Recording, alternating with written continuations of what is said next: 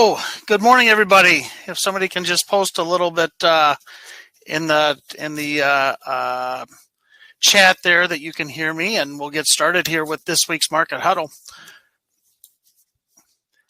This week, we're going to be talking about tax advantage tools that are often used here by Secured Retirement Financial to help families get untaxed from their tax savings.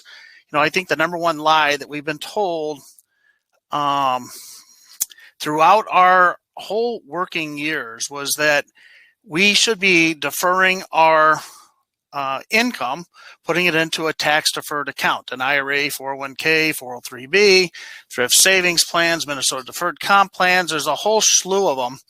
And while that does make sense for a lot of us, and going back far enough, that was really the only option. Understand that all of that money going into your retirement accounts has been completely untaxed. It's been deferred. It's been growing tax-free. And now, as we transition to retirement, we're going to start being taxed on this money. In fact, we hit the age of 72, and we're going to be required to start taking money out. Some of you have even been taking out money since 70 and a half. That was a rule change with the Secure Act here that was passed in December of 2019. 2020 was supposed to be a change over to the 72 age. And then with the COVID and the CARES Act, as I'm sure most of you are aware, there has been no required distributions this year. However, unless the rules change again on us here, starting next year, we will have to start taking out these required distributions for those of us that are over age 72. So the number one rule goes like this. We put aside this money and we're in a higher bracket. We get to defer the tax at a higher bracket, and then when we take it out in retirement, we'll be in a lower bracket. 10,000 retirees each and every day are starting to find out that may not necessarily be the case. In fact, for a lot of us, we may actually find ourselves in a situation where we start to pay higher tax on this money when it goes out than when it was going in.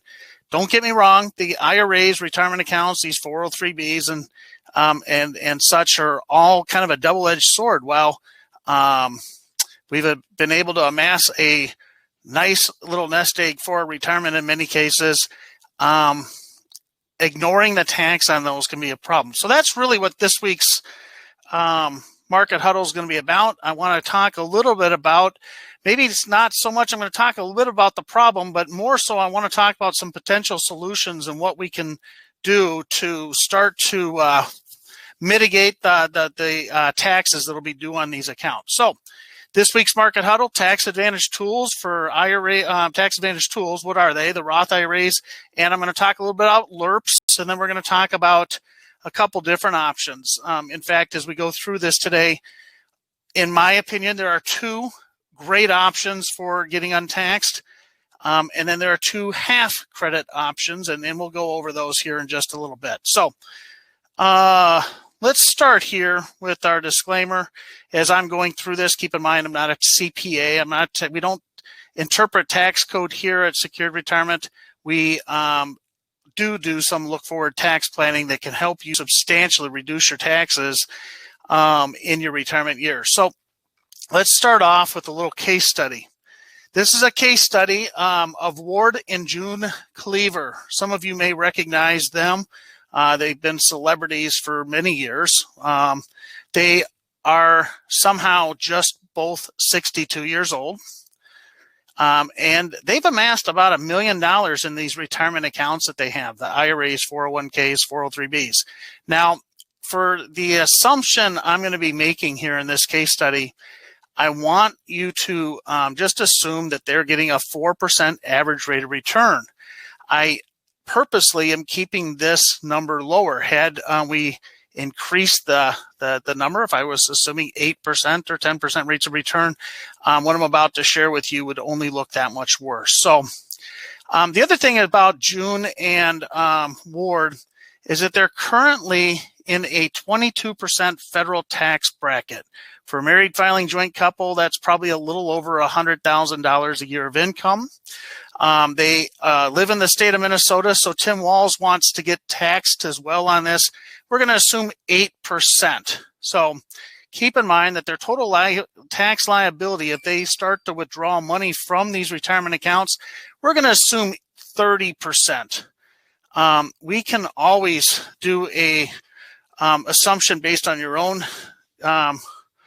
your own assumptions. We can use your income and what have you. Keep in mind also that if June and Ward were to take out all $1 million from these retirement accounts in 1 year, the tax liability would be far higher than this.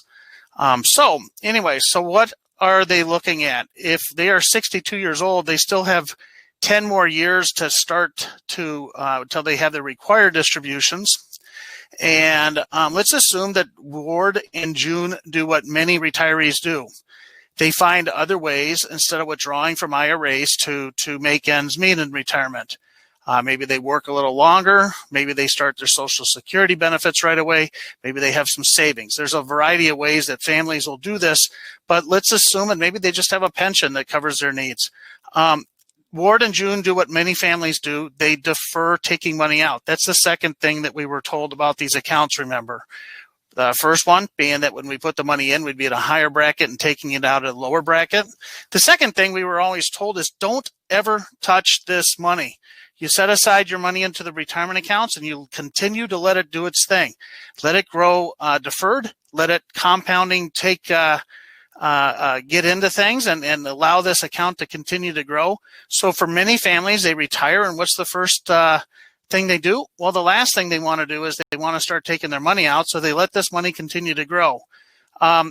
I think as we go through this, I think you may see that doesn't always make some sense. In fact, sometimes taking and being a little bit more proactive, especially with the low tax environment that we're in today, may make some sense.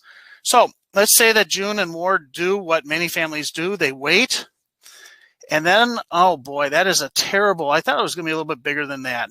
Let me share with you what this slide shows. Remember, they have $1 million and they're growing at 4%. So you know that at the end of the 62nd year, they're going to have $1,040,000, then $1,081,000. Notice it goes up a little bit because of compounding and what have you. And they wait and wait and wait. And then when they get to 72, they've got $1.48 million in this account.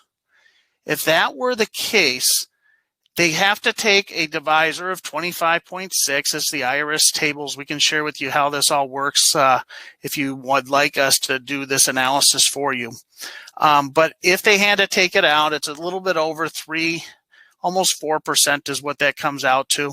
And they have a required minimum distribution here of $57,822.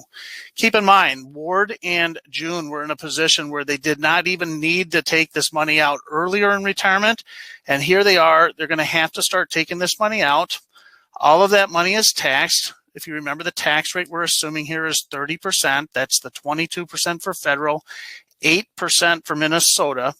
And their after-tax amount that they get to save or what have you or spend is going to be this $40,475,000. The other money that's the other $17,000 went to taxes here. Now, keep in mind, Ward and June aren't necessarily spending this. So what are they going to do? They're going to put it into savings. We're going to assume that the savings column here is also growing at 4%, and they're going to be taxed at 30% of the growth on that. That's how we came up with this. Is it perfect? No, it's not perfect. This is really just for illustration purposes. So keep in mind that the actual results are not going to necessarily follow this. But the reason why I want to share this with you is that I think it does a great job of illustrating what often happens so often with retirees is they kind of end up painting themselves into a corner. They get hit with what my good friend Ed Slott calls the IRA time bomb. This $40,000 gets put aside in savings because they aren't spending it. They had an increase of $57,000 of income. Some of it went to taxes. That could actually put them in a situation where they have to pay a higher tax bracket than 22% in some cases. For some families, they're going to pay higher Medicare premiums. It can cause taxes on Social Security. There's a whole lot of definite or potential problems that can occur when we're forced to take money out of a retirement account that we would rather let grow tax deferred. In Ward and June's case, that's the situation at 72. And of course, at 73, they get to take out 59,000. And then because the factor, the percentage goes up a little bit, they're at 62,000 out here, 64, 66. All of this money is going to come out. They're going to lose 30%. This is the amount that they get to keep. And it all of a sudden goes into savings. And notice that the retirement account grows for a little bit and then it starts to reduce. So let's look at the situation here. What is Ward and June looking at? Well, down the road, if they continue under the IRS plan, the plan that so many Americans do, deferring to take their required distributions or distributions out of their retirement accounts until they're forced to, on those required distributions, this is assuming that Ward and June, both age 62, we're going to assume that they're the same age. They're going to both pass away at the same time. During their lifetime, they're going to be taking $444,269,000 that'll have to go to taxes off of their required distributions. Keep in mind, the kicker here is that Ward and June didn't necessarily need all of this income. Remember that money that went into savings? That's going to generate another $180,936 in taxes. Some families say, well, you know what, we'll find a way to take vacations on it. We'll gift it to the church, something like that. There's a lot of different maybe options on how this money may not necessarily come into play. So even if we took it out, and I'll show you what that might look like, it could be, anyways, for this illustration purpose, we're going to assume $444,000 on required distributions, $180,000 on the growth, and then somewhere down the road, Martians will take Ward and June away, and their two children, Wallace and Theodore, will inherit it. And we're going to assume that Wallace and Theodore, or Beaver and Wally, are going to somehow be able to get all of this money untaxed at just 30%. Keep in mind, new tax laws say that the balance that would be inherited has to come out as quick as 10 years. We're also making an assumption here that tax rates are staying where they're at today, which I think is very unlikely. We already know that the tax laws that are in place are very likely going to go higher starting January 1st of 2026. In fact, we'll kind of see what happens here with the structure of the House and the Senate and what have you. But there tends to be, in my opinion, a definite push towards raising taxes sooner than later. In fact, with $3.5 trillion of stimulus that's been passed, plus there's more on the docket that could go through, I think it's unlikely that we're going to be able to keep tax rates where there are. But this assumes, these numbers I'm sharing with you is assuming that the taxes never go higher than they are today for Ward and June.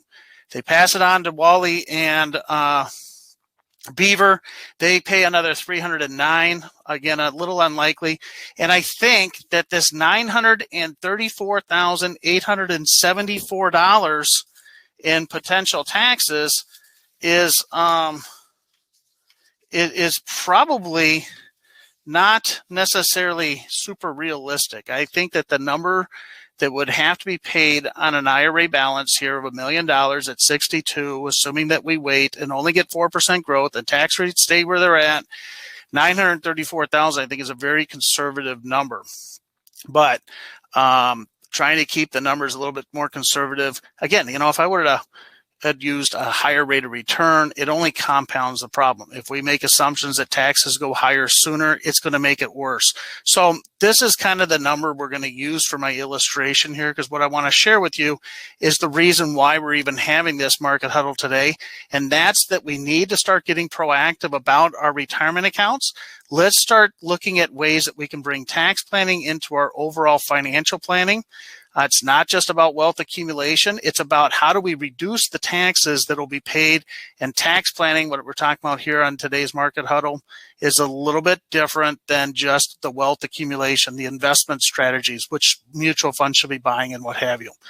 Sometimes when we share this with families, when we personalize it for them, and we look at their own situation, a lot of times families are very surprised that the actual taxes that will be paid on that $1 million in this case are going to be $934,874, the bottom number here.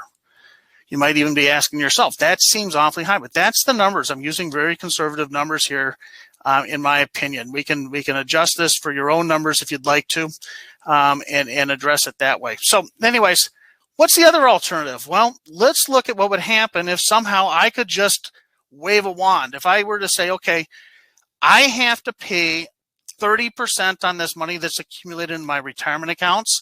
Let's assume here just for a second that I could get it all untaxed at just 30%. Again, this is very unlikely that this is really going to be the situation. I think that for most families, they're going to find themselves having to pay higher than just 30% on it. But in this case, let's pretend that we could take 30% of $1 million, pay the tax, be free and clear, $300,000. That would be 30% of $1 million. This is best case scenario, isn't it? Unlikely that with $1 million we could keep in that 30% bracket. We'd probably pay a little bit higher. Keep in mind some of these hidden taxes that are out there, higher Medicare premiums, additional tax on Social Security, other potential problems that can occur here. But I always use this number as the obligation. This $300,000, if I could take that entire $1 million and reposition it into something tax-free, pay the tax on it today, only pay 30%, probably the best we could ever do is about $300,000 in taxes. That's because of the decisions that have already been made, right? They've already got the money in the retirement account. Now, how do we get it untaxed? Keep in mind, the money is going to be taxed at married filing joint for Ward and June here, assuming that they're if you're a single person, you already know this, but somewhere down the road, Ward could predecease June. Is often the case. The men sometimes will pass away before their spouses, or either way, June could pass away before Ward, and then all of a sudden they get to find out what the widow's penalty is. So there's a widow's penalty, which means that for the same amount of income, I'm usually in a higher bracket. In fact, sometimes it's twice. We're allowed twice as much income generally for a married filing joint couple than a single couple. So with an RMD, required distribution, just because a spouse passes on, it doesn't get a step up in basis like maybe our investments could. The surviving spouse will still have to take out these RMDs. That's that slide I showed a few slides ago. They still have to take it out, but that 30% bracket is very likely going to be higher than that. But anyways, let's say that we could get it all untaxed here at 30%. Keep in mind, I'm going to go back a slide here. Here's the situation if they wait as long as possible. 934 is a conservative number. Probably going to be higher than that. I also think this 300 might be artificially a little low, but it's the best way we could do this. Let's say that 30% goes to taxes. How do we compare the two options? If we have a situation where Ward and June Cleaver follow the IRS's plan, they're going to pay $934,000, $934,874 in taxes. That's the weight, and just take out RMD plan, living to age 90 at only 4% growth. If I subtract that obligation number, that 30% that I think is also possibly a little bit low, but if we could just say we can get it all out at 30%, here's the opportunity, folks. It is $634,874 of tax savings that can be had by taking a proactive approach to your retirement planning. Now, that's $634,000 that doesn't have to be taken out of retirement accounts. It's a lot less pressure on your portfolios to perform. It's a little extra spending money for holidays or vacations or what have you when we get past the whole COVID thing here and we start to find places to spend money. This is a lot of money to most families. Even if I just look at it as over 20, it's an extra $20,000 a year over 30 years. That's a lot of money for a lot of families. Now, I know some of you have retirement accounts that are not $1 million. You can kind of interpolate here. Why did I pick $1 million? Because if you've got a $500,000, your obligation at 62 is probably about half of this. If you've got more than $1 million, it's going to, you can kind of interpolate that. If it's 1.2 million, it's 20% higher than this. This is the situation. This is the problem. What are the solutions? Good question. Let's look at a couple solutions here. There's 4 solutions I'm going to talk about. 2, I'm only going to give half credit to, but I'm going to talk about the ones we give full credit to first. The first one, a Roth IRA. Roth IRAs, as many of you already know, once I put my money into a Roth IRA, there's a 5-year rule. It usually doesn't come into play, but we can address that with you if it does. Once that money goes into here, it grows tax-free. It'll come out tax-free, and one of the big advantages of a Roth IRA is that there are no more required distributions. I'm going to talk here a little bit about a Roth 401k because there are some nuances here. But with a Roth IRA, once the money goes in, there will be no more required distributions on that money. There's from time to time some proposals in the House and the Senate to change that, maybe make a required distribution. But I've not ever talked to anybody that says that even if they did do that, that the Roth IRA would be taxable. It'd still be tax-free even if there was a required distribution. Now it'd still go into that savings account to potentially get taxed down the road. So the IRS doesn't, like the fact that they've created these very large Roth IRA accounts in some cases. But with that said, money goes in from an IRA to a Roth. It grows tax-free. It'll pass on to your beneficiaries tax-free. It can come out as tax-free income. There's a lot of advantages of it. The disadvantage, well, you're going to be paying tax when you move it over. Sometimes the biggest objection I get when I talk to families about Roth IRAs, they say, Joe, I make too much money. I can't do a Roth IRA. That's only if I'm going to contribute to a Roth IRA at tax time. To do it at tax time up until April 15th, you write a check out of your checkbook. That's $6,000, or if you're over 50, $7,000 contribution that can be made, $14,000 for a married couple because you get to double it. To do that, you have to have wages. You also have earnings limits. If you make too much money, there's some hoops you have to jump around to still be able to do this potentially. And if you're qualified for some of those hoops, we'll make sure we sit down with you and show you what those are. But for the vast majority of us, $7,000 a year isn't going to solve Ward and June's problem here, this $1 million of almost $1 million of taxes that'll be paid, that $934,000, remember. So what's the other solution? Well, I can do what's called a Roth conversion. It's taking money from an IRA, rolling it into a Roth. You don't have to have wages. You don't have to be still working. It's unlimited, the amount that could be done. You could move all $1 million in this example into a Roth IRA. And then from that day forward, the money would grow tax-free. No more required distributions under current tax law. It could be spent down the road tax-free. Go to your beneficiaries tax-free. So doing that at low tax brackets makes some sense. I want to pause just a second. I said it earlier, we're at 40-year tax lows. Anybody that's listened to us on a regular basis knows that I think that taxes are about to go through the roof. I've already brought it up earlier. Even if taxes were to stay the same, I think a lot of families should be really looking at trying to do this. But if you think taxes are going higher, one of the things I'll get sometimes, somebody will say, but Joe, if the tax rate stays the same, it really doesn't matter if I pay it now or let the kids pay it. That's true. But if you're going to be in a higher tax bracket, or tax rates are going to go higher, or we start to plan around maybe potentially having a surviving spouse paying widow's penalties, it starts to make a lot of sense, and we can share with you how that works. Tom, I'm going to come back to your question here in a little bit. I see it there, but I'm going to address it at the end if that's okay.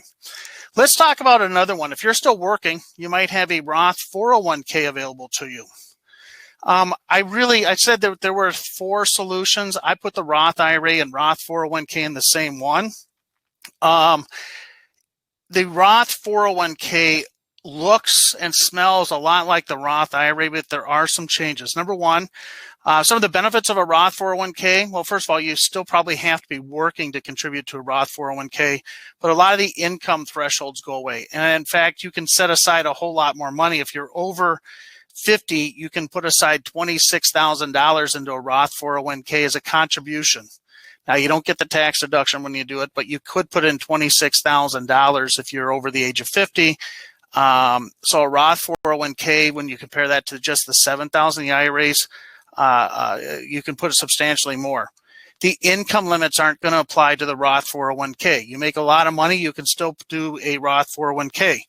One of the things families are somewhat surprised about sometimes is that there are required distributions on the Roth 401k. That's why I said earlier, even if they do require Roth IRAs to have an RMD down the road, I think it's unlikely they're going to tax, because even if you have to take a Roth 401k RMD required distribution, it comes back tax-free. So I think they'll probably continue to do that. Keep in mind, I can take a Roth 401k and I can roll that into a Roth IRA, but I cannot go from a Roth IRA back into a 401k, Roth 401k.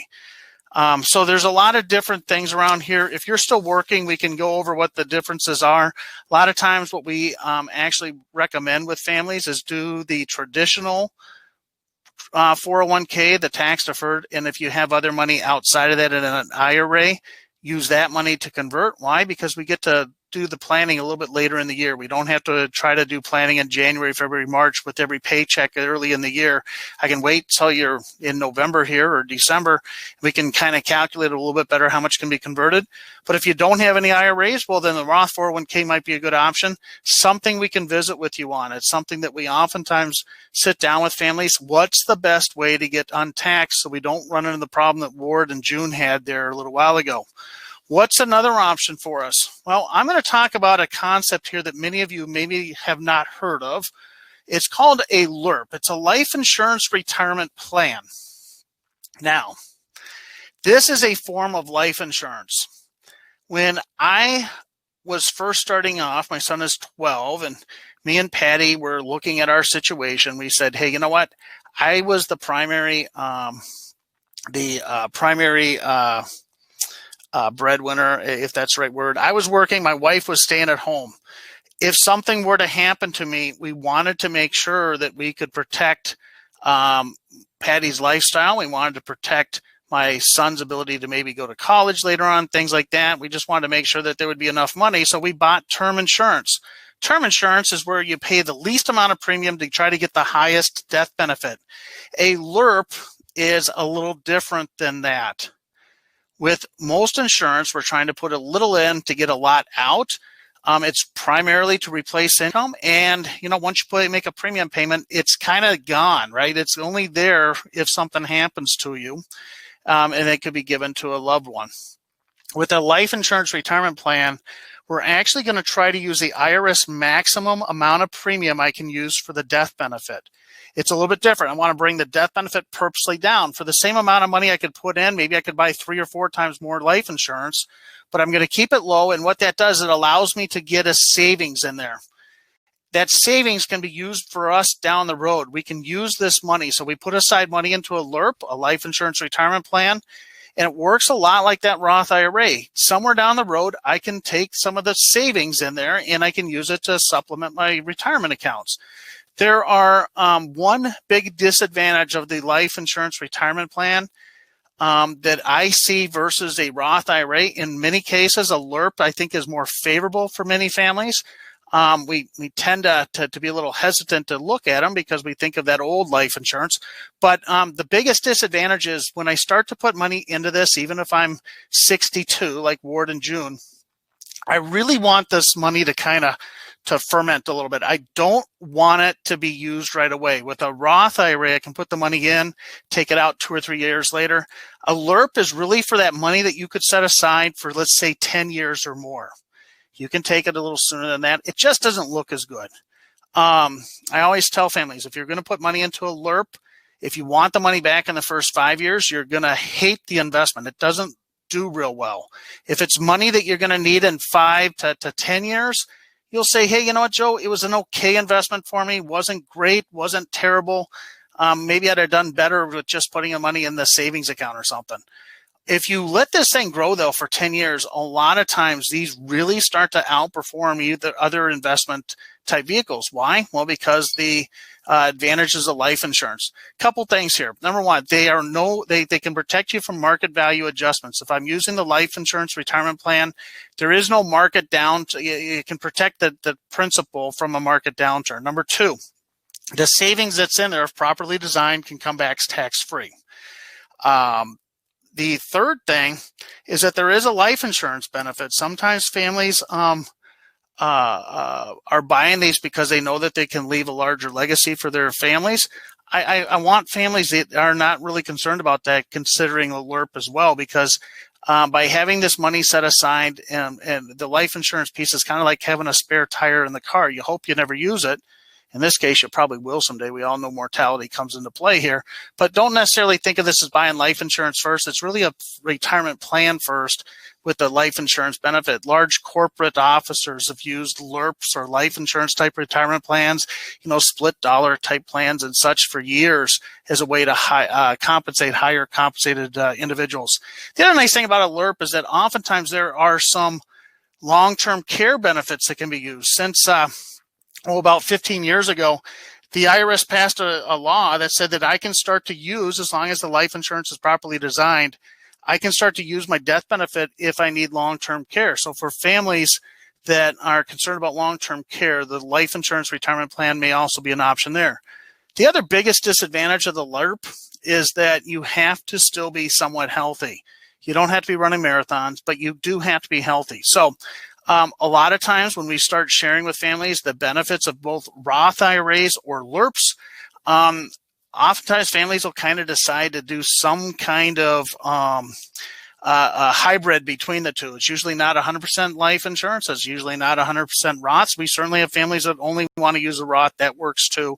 Again, as fiduciaries, making sure we're always putting your interest first, we can explore all the different options and how they work. Let's talk about some of the other ones. Yes, Jim, you do have to do a medical exam. So again, you don't have to be running marathons, but if you are a type 1 diabetic, if you've had cancer in a few years, some of these things, a stent, you had a little heart issue.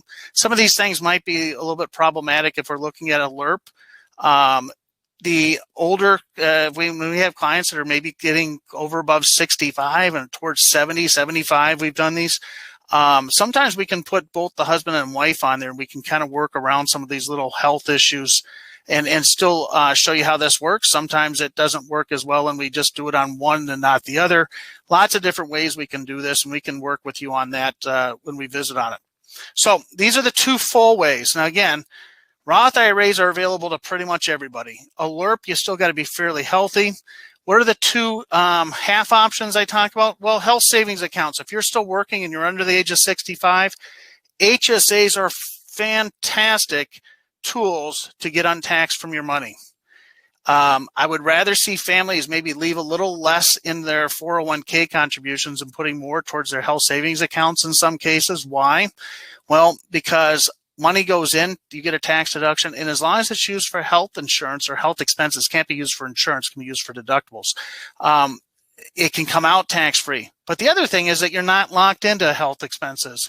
You can take this money out of an HSA. You could still go buy a yacht with it if you wanted to, and now it's going to be taxed like a traditional IRA. Biggest disadvantage, two big disadvantages of HSAs, health savings accounts. The first one, you're kind of limited to how much can go in. It's kind of like that Roth contribution, where you can only do 7,000. It's hard when you're in your 60s, as you're getting a little closer to retirement, to really get a lot of money into an HSA just because of the contribution limits. The other thing I want you to keep in mind, health savings accounts are absolutely the worst inherited money that I can think of. Every bit of money in an HSA has to be taxed in the year that your children, your non-spouse beneficiaries, inherit them. So if you accumulate way too much, or if you accumulate too much in an HSA, you could actually be creating additional unforeseen problems for the kids down the road. So anyways, some of us are more concerned about how much is going to the kids than others. These are all good options for us. So HSAs, something to look at. Municipal bonds. Not a huge fan of municipal bonds right now unless you're in a very high tax bracket. If you're in a 32% bracket, if you know that you are in a very high tax bracket, municipal bonds still have a good spot. But for the average retiree, middle America, somebody that's in has an income of, let's call it less than $200,000 a year, municipal bonds don't have the same punch that they used to in the low interest rate environment, but there's an option out there for that too. We can sit down with you if that makes sense. We can start to look at that and see how that would work. Let's go to one more. Let me do this. I am going to do an offer here If you'd like to schedule some time to talk about your options, whether it's just the traditional Roth IRA, or maybe you want to know whether you should be contributing to a Roth 401k if that's available to you at work. Maybe you want to know, should you be putting more into HSAs, or you want to explore what a LIRP might look like, schedule a call with us here. We'll schedule 15 to 30 minutes. We can do it virtually. We can have a short call and have you in the office if it makes sense, whatever works for you. Let me go to the questions here. All right, Tom, you wrote a big one, so I wasn't able to read it and talk at the same time. Someone in November realizes $100,000 through converting that sum from is that taxpayer also liable? Yeah, Tom. So as you are aware, if you have additional income, $100,000 from a Roth, it looks like from a Roth conversion, do you have to make estimated payments? Probably. We can sit down with you and help, or we can work with your tax person to make sure that we know what those estimated payments are. So that's something that we can work through. Keep in mind, as of a couple of years ago, when I do a Roth conversion, if I take money from an IRA, put it into a Roth, I used to be able to undo it. I used to be able to, golfers out there understand the term mulligan. I could hit it off the tee box and decide later on that I didn't want to play that one and hit another one. You can't do that anymore. A Roth conversion is now irrevocable. There are some ways I can mitigate that by maybe putting aside more money in a traditional IRA, kind of offset some things, or we can look at doing some charitable gifting if you're so inclined. But yes, for the most part, you should make sure that you're putting aside money for the estimated payments. There's some fancy ways or some other ways that we can kind of get around that. If you were supposed to be doing this, though, in November, it depends on when you did it. If you did the Roth conversion early in the year, let's say you did it in April, the estimated payments were supposed to be made earlier in the year. If you did it in November, you actually have until January to make that January 15th to make the estimated payment, which means that you could look at taking money out in January to potentially make that payment. Tom, that's probably a good question for us to answer individually. So make sure you schedule some time to visit with one of us on the phone here, and we can kind of talk about your own specific situation. But yes, it is something to keep in mind. If you are making Roth conversions, or if you're taking money out of IRAs and repositioning them into LIRPs, it's potential that you're going to have to make some estimated payments, and we want to make sure that we're ahead of that for you as well. All right, what other questions do we have? Kind of got a little bit longer than I used to. This is a topic that I thought I would actually be done a little sooner on this one, but it took me a little bit longer than I thought. Anyways, anybody else have any questions here? I'm going to give it another minute, or not even 30 seconds. If you have a question, why don't you post that? Can you send an example of LIRP to look at? These are paid monthly, quarterly, annually. Yes, Ken, we can. I'd like to make sure that we try to personalize something. Just this whole generic 62 or something, I don't want to make any assumptions. Why don't you schedule a call as well? Let's look at your own specific situation, and then we can put something together that's going to kind of meet your needs a little bit better. Keep in mind, LIRPs aren't for everybody. They sound great. They've got some huge advantages. I sometimes call them a Roth IRA on steroids, but you still have to be able to do the underwriting. So let's make sure that we have a short discussion on how that would look like for you. And then I'd be happy to make sure that we have somebody review what an example would look like. Thank you, Jay. I appreciate the comment there. With that said, boy, it's November 16th. We've got about 6 weeks left of the year. I know that for most of us, we can't wait for 2020 to be behind us. I want to make sure that we are taking the next 6 weeks with our clients, or those of you that are on the call that want to schedule some time with us. Let's see what we can be doing over the next 6 weeks to make sure that we are well set to make 2021 a banner year. I said it on the radio a couple weeks ago. I think that we're going to look back at 2020 somewhere down the road. It's going to be 2023, 2024. 5 years from now, we're going to look back and go, my gosh, what a year that was to really do some tax planning. let's see if there's anything that we can be doing for you here over the next 6 weeks to set you up for the best 2021. And let's make some lemonade out of the lemons that 2020 has been given so many of us. Guaranteed convertible term, Northwestern, can I use these? Possibly can. Let's look at the situation you have. There are some convertible term policies that can be done. It depends on whether the Northwestern Mutual is going to allow you to go to an overfunded policy like this. Northwestern Mutual is well known for using that. They oftentimes use whole life. We typically like indexed universal life, but let's make sure that if you've got an option out there that looks better for you, that we're exploring everything. That's what we want to do here. So schedule, take advantage of the offer. Let's schedule some time to visit on your own specific situation. With that said, I hope everybody has a great rest of your week. And with that said, I am going to sign off. Have a great Monday and a great rest of your week here. And next week, we got Thanksgiving already. So, and then Black Friday, and then it's going to be Christmas season. Wow, or holiday season. All right, everybody have a great day. Bye-bye.